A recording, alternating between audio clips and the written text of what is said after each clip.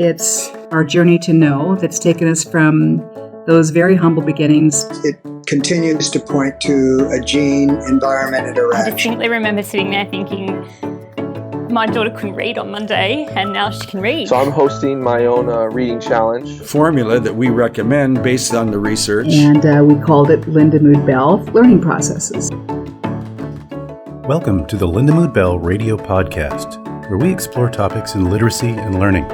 I'm Dave Hungerford for Lindamood-Bell. Thanks for listening. Studies show that teachers benefit substantially from mentoring when they're learning new skills and techniques. When teachers attend a Lindamood-Bell workshop, we want them to start using the programs right away and get their questions answered so their students can start learning too. That's why we provide job-embedded professional development. Visit our website to learn how technology makes our coaching budget-friendly, fun, and effective. Imagine a Lindamood-Bell expert right in your classroom. Lindamood-Bell for Schools is at lindamoodbell.com. This is Dave Hungerford for Lindamood-Bell, and in this episode, I talked with Peter Kosko, the Assistant Director of Exceptional Student Education from the Rock Hill School District in South Carolina. We started by talking about his community. Here it is. Rock Hill is, we're actually the fifth largest city in the state of South Carolina, but we're a suburb of Charlotte. So we're about 15 miles due south of Charlotte. So if you ever look at the border of North and South Carolina kind of has a notch, and Charlotte's in that notch on the North Carolina side. We're at the bottom of the notch. So I would imagine it's a rather temperate area. Is that right? Yeah. We'll have nice hot humid summers, but we do have 4 seasons around here. It's a very fast-growing area, especially on our side of the border. We're a pretty diverse area. I actually grew up in the same county, but on the west side of Charlotte, which is interesting because I was in South Carolina, but we would drive south to get into North Carolina. Just the way the geography lies.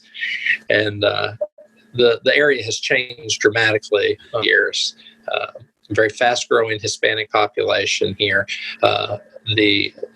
There's many other cultures that have moved in from around the world that did not exist in our melting pot previously. So lots of different folks, lots of different backgrounds, becoming more and more diverse. It is Charlotte, for those who aren't aware, is a major financial hub. It's actually the second largest financial hub in our nation, next only to New York.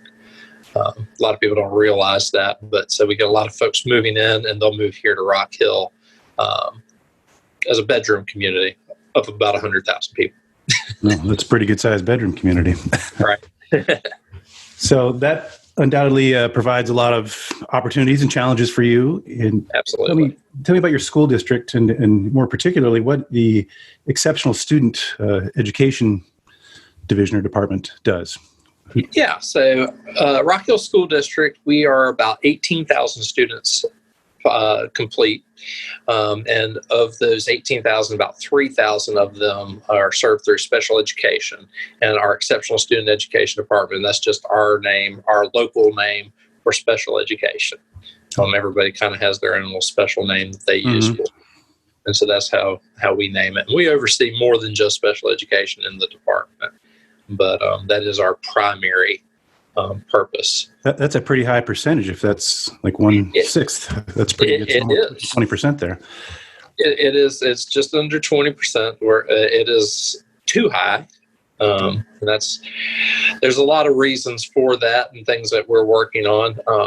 One of the things about Rock Hill is we have some of the cheaper housing, and so as Charlotte gentrifies, they have taken some of the older, poorer neighborhoods and redone them. And so, unfortunately, with that tends to be a higher rate of students with disabilities. And there's a whole lot more that goes into that. We have there was an epidemic. I'd moved away for quite some time and came back about 4 years ago. There was an epidemic around 2010 of methamphetamine that really hit the area. And so we have a lot of children that were born into that. And so we're kind of seeing a negative effect of that. So that's almost a second generation effect. that you're seeing from Yeah, absolutely. So it's an interesting group of things that have come together that we deal with here in Rock Hill. What would you say is your number one challenge with your students? With our students, probably our number one challenge is we have a spike in children with emotional and behavioral disabilities, or students who don't qualify under that category but have similar behaviors, what we would call ACEs, or adverse childhood experiences. So children that are, I guess you'd say, socially maladjusted because they don't necessarily have a diagnosis, but they're growing up in a household, drug addicted parents or crime, or all of the above. So, and that affects education dramatically. So that's probably our biggest challenge. Yeah. Well, undoubtedly you have some solutions in the works, or initiatives at least to resolve things. What sort of things does your district have on your plate? Well, so we're doing, out of our department, we're actually spearheading quite a bit. We have a huge mental health push, addressing the mental health needs. So we deal with more than just special ed. That's our original purpose. But we also have started hiring mental health counselors. We're writing tons and tons of grants and looking for partners trying to start a day treatment facility, because we have a need. The state of South Carolina, unfortunately, doesn't even have one. Mental health is not a high priority, unfortunately, down in Columbia, our capital. And so we feel that. Luckily, we do have Charlotte across the border, and it's a little higher priority in North Carolina, so we have access to that. But still, we have some significant needs. So we've got a lot of mental health training for our teachers, our staff, lots of different things going on with that. And then, of course, we have a big learning disabilities population, children with some reading disabilities, which kind of got us into Lindamood-Bell. What would you say your number of students that fit under that category are of those? With learning disabilities? Yeah. Right off the top of my head, I don't know the exact number, but I think it's around 2,200 of those 3,000 students have learning disability. Mm-hmm. That's not necessarily reading specific. It could be a math one. I think that's the number that we have as LD, though. That's a pretty large percent of your students to address that. Right. And that typically is most school districts. That's your larger percentage of special ed. And we do have a partnership, Lindamood-Bell and your district. Maybe we can talk a little bit about how that got started and where that is today. Yeah. So going all the way back to that Great Recession, actually, interestingly, the state of South Carolina, as many states, were struggling financially. And so the state decided to do an across-the-board cut. It didn't matter what it was. Everything was cut in state funding, everything. Problem is, in special education, they're written into special ed federal law. You have to maintain funding for special education. You're not allowed to decrease. And so the feds found the state of South Carolina in violation, withheld significant portion of funding, and it's not like we're withholding it 1 year, it's a forever kind of punishment. The state of South Carolina sued our federal government and won over that loss of funding. So let me get this straight. The Fed saw that the state was not keeping up in funding the special education. So to help that, they decided to stop their funding of special education as well? Yeah, a significant portion. That's correct. Yeah, you heard that correctly. It makes no sense, but yeah. And so our state did sue, though, and it basically, just to kind of make a long story short, they sued because they were saying we didn't discriminate against children with disabilities. We did it across the board because it was an economic crisis, and ended up winning in federal court. We won a settlement, about $86 million the state won And so with that settlement, it's called maintenance of fiscal effort, was the name of the settlement. And we ended up, each school district based on the number of students with special needs got a certain chunk of money, and you had to spend it based on your we'll call it your special ed state report card, where your students with disabilities struggling the most.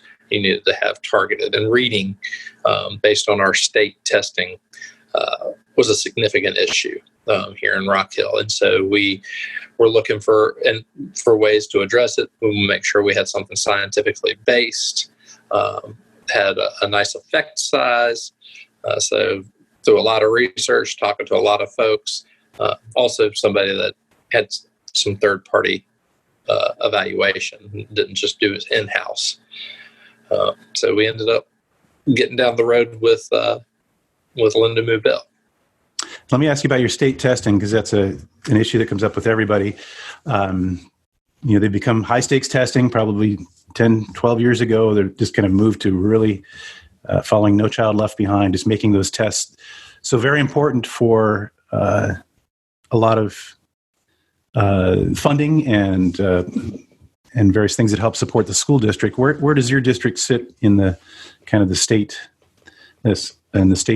averages of tests? Where are you? We're in the upper quarter. We're higher than average in the state. But you're always wanting to grow, and now No Child Left Behind has been taken away, and we have ESSA, which nothing really ever goes away. It just changes names and morphs. But there's more of a focus on growth, which is probably a better way to look at things anyway. And that TESA you mentioned, that's federal? ESSA, it's federal legislation, yeah. And so, it's not an actual test. It's just Every Child Succeeds Act, or Every Student Succeeds Act. Yeah. And so for those in our audience that aren't administrators, how would you describe the change from No Child Left Behind to that? Like I said, probably the biggest significance is really looking at a more growth model and maintaining growth over time. And they're requiring you to have no matter where your students are, instead of saying that it's at a certain level, you just got to show the growth because keep getting better. Shockingly, for years of funding of No Child Left Behind, there are still a lot of schools that did not meet minimum requirements in proficiency in reading, for sure, and math also. Right. Well, and we know you can draw a nice little line and say everybody should be here, but things are different every place you go. That's right. You're not going to get the same result. And so your goal now is you've brought us in to help train some teachers. Mm-hmm. And what's kind of the outline of that Yeah. So and this is my fourth year in this school district, and it's our third year partnered with Lindamood-Bell. So really, as I came in, I'm looking at systems and trying to change things around for the better, so we can grow and get better. We didn't really have anything systemically to address reading. We're supposedly giving specialized instruction, and so we don't have a system to approach specialized instruction in reading. Well, that's a problem. So this gave us an opportunity to address that and fill that void. So we were able to fill that void with Lindamood-Bell as a system. And we don't preach that it is the only way to teach for a variety of reasons, but it is. And it is our baseline to address reading in special education here in our school district. And then, if it's not effective in a child, then we look at other methods that we need to use to approach the child. And we have found with the vast majority so far of our children with disabilities that have reading deficits, we're seeing growth. The ones that we tend to not necessarily employed or have intellectual disabilities, something more significantly going on cognitively. So or maybe some significant ADHD that's not medicated. Sure. So as a kid matriculates K1, 2, they start to fall behind. What's the process, and where would you bring in our instruction, the Lindamood-Bell instruction to that child? How does that work? Yeah. So we go ahead and as soon as we start suspecting a disability, we go ahead and get into the evaluation process and eligibility process. And that can be as early as 3 years old, or right before the third birthday even. And we'll start services at 3. So it just depends, really, when we start seeing a need for that evaluation. And then when they show the need for reading instruction, we'll immediately get in and start looking with, we're starting with Seeing Stars is what we'll start employing usually.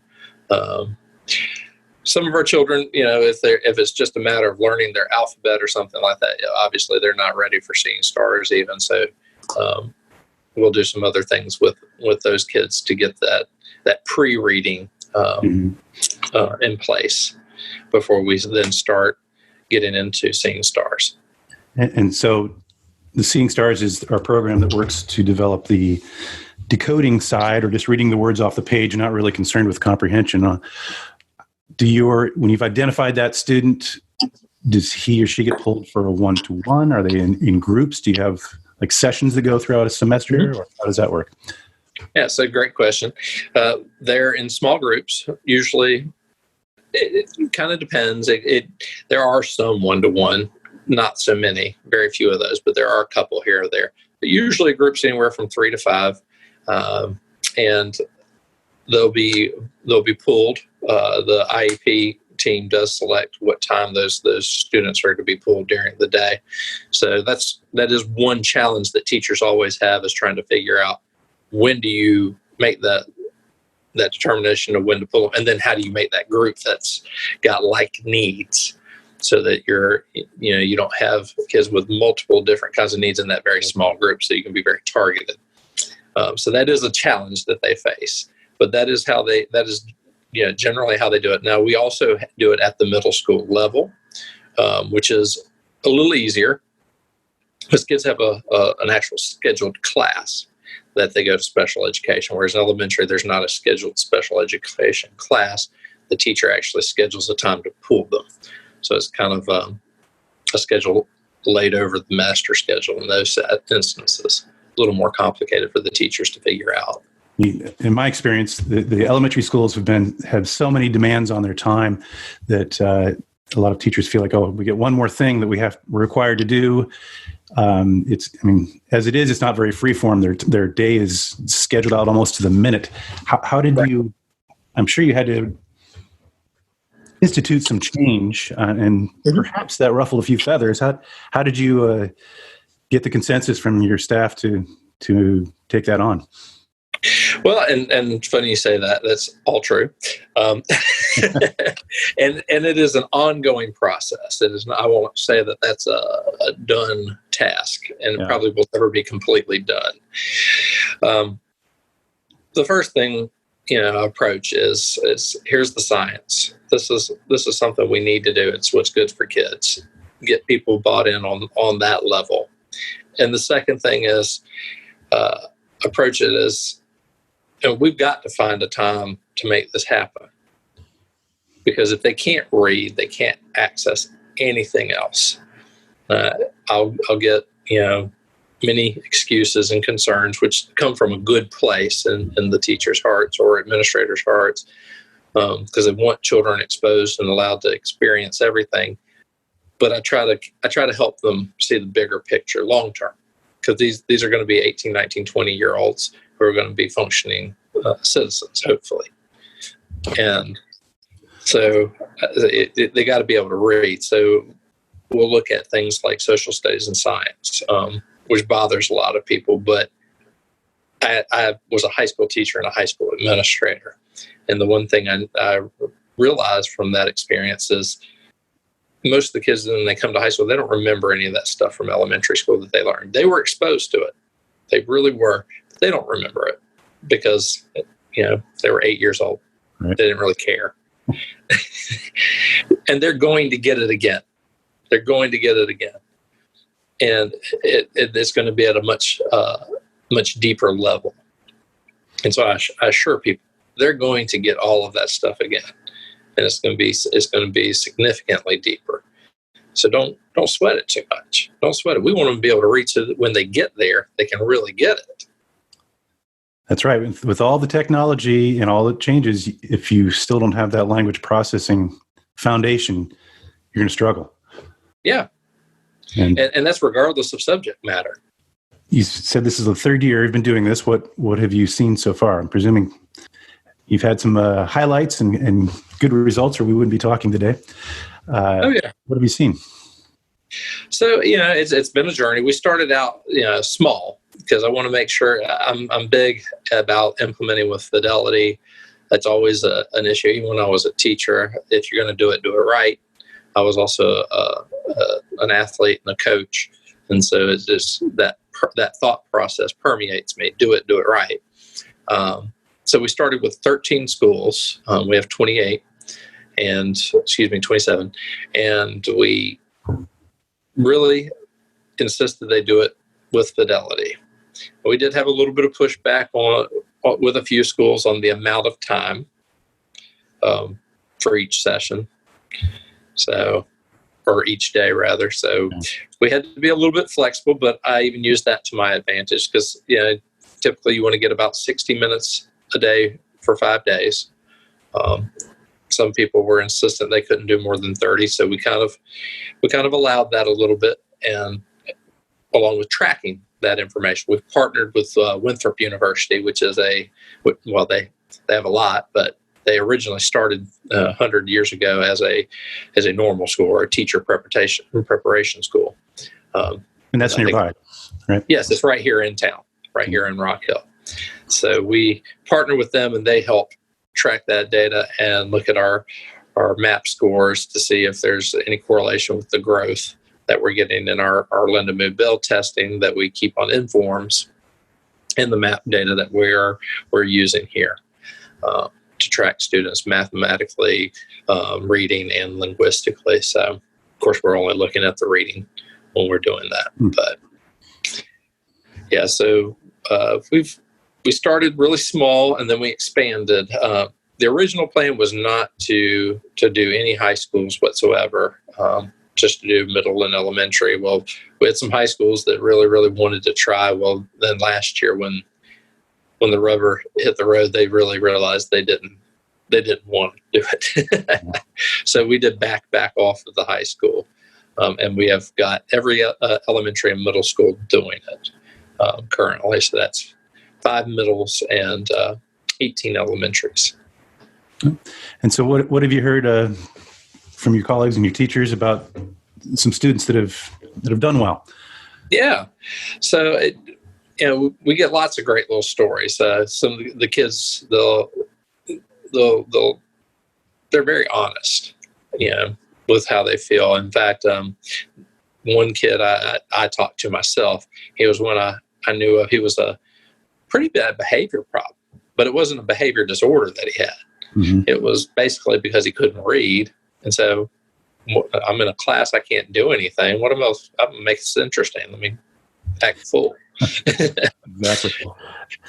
Well, the kid, he didn't have, for a whole school year, had 0 behavior problems. This is a kid that was always in trouble.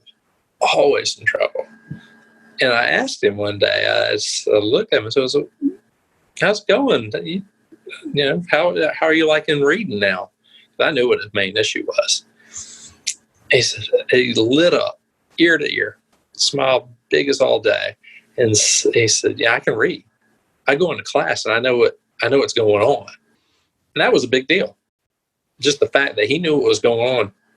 Behavior problems, they stopped. Haven't heard his name since as far as having issues like that. Mm-hmm. So, and there's several stories like that where kids have taken off and grown by leaps and bounds. So that's been a wonderful thing. Get some of that success and that you see some concrete gains in something, and this really can have a great effect on motivation. And I've seen that so many times. That's good to hear. Yeah. So what's the future holding for Rock Hill? We're right now ending up the first semester as we record this. Of the, what are your plans for the rest of the year here? Well, this year we have been focusing on really kind of a bridge year towards building some self-sufficiency with regard to Lindamood-Bell. We've done workshops. If I may, we've done workshops, I'm sure, where your staff have attended, maybe online, maybe in person, and both, and maybe some in-person mentoring. Is that?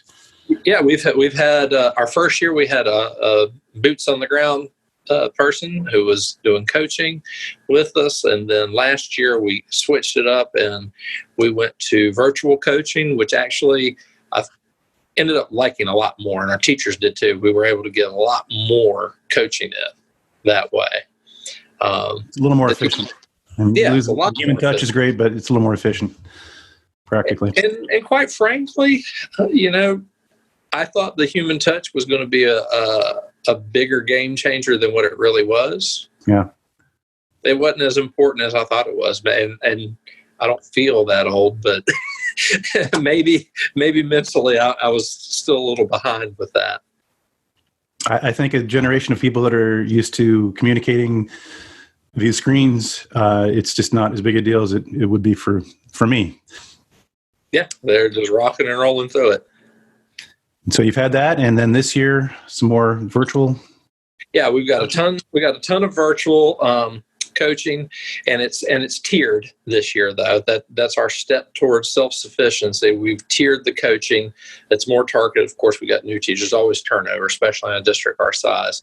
So the new teachers get significantly more. The ones that started last year, they've got a little bit, and the ones who have been doing it from the beginning, we've identified some that are some of our strongest, and we're kind of, the coaching's less on how to deliver instruction and more on how to be a coach themselves, so that we can have folks in every building who can help as we progress through time. We'll have new peer coaching systems. Yeah, we'll have new faces. So we want to be able to have somebody in the building who can teach them, who can help them problem solve with them. And that's where we've been going this year. And of course, we also have some virtual PLCs that we run. You're going to be recording, I know, having a webinar in the near future. What are you going to cover in that talk? We're going to, very similar to this, actually, this conversation. It's going to be a lot of the, how do we get, where did we come from? How do we start this out, this venture? What was the purpose of it? And kind of what problems we faced along the way. I know that a lot of school districts don't approach it from the special ed lens like we did. It was just circumstances, how it happened here. And so I'll be talking a little bit about that. Will you be sharing some data too? Do you have? Yeah, we'll be sharing some of our data from the past couple of years. And has Winthrop released their? You said that they're collecting data for you and helping you with that too. Have they released that as well? Is that out there? Yeah, they did our first one. They're doing it again this year. And this year, that's been one of the things that I really have done is I've changed up a little bit as I go to each school. I have 2 meetings every week at a school, at different schools. And I meet with the staff and we talk about fidelity, and we talk about their implementation process, what they're doing, what are they struggling with, how can we improve in the future, what are we going to do next semester, how are we going to wrap up the school year, and then the importance of housing the data in Inform so that we can track things and so that we can truly make informed decisions based on good data, instead of having a partial view and really not making sound decisions. So we have honest and frank conversations about that, because it is important, and and data is only as good as what's input. So how often do you get out of your office and get into a school? I am out of my office a lot. Are you? I'm actually rarely in my office. I don't get in classrooms as much as I would like. I'm in schools, though, probably 75% of my day. How many elementaries are there in middle schools? 18 elementaries, 5 middles. 5 middles. Oh. So you're covering some ground then to get and visit all your... Yeah, physically we're not huge. It's from the furthest point to the furthest point is 13 and a half miles, so it's really not that bad physically. But there's a lot of hoofing. Yeah, I'm in a lot of meetings. What I do a lot of, and training folks. So I spend a lot of time doing that. Occasionally I get to get in a classroom.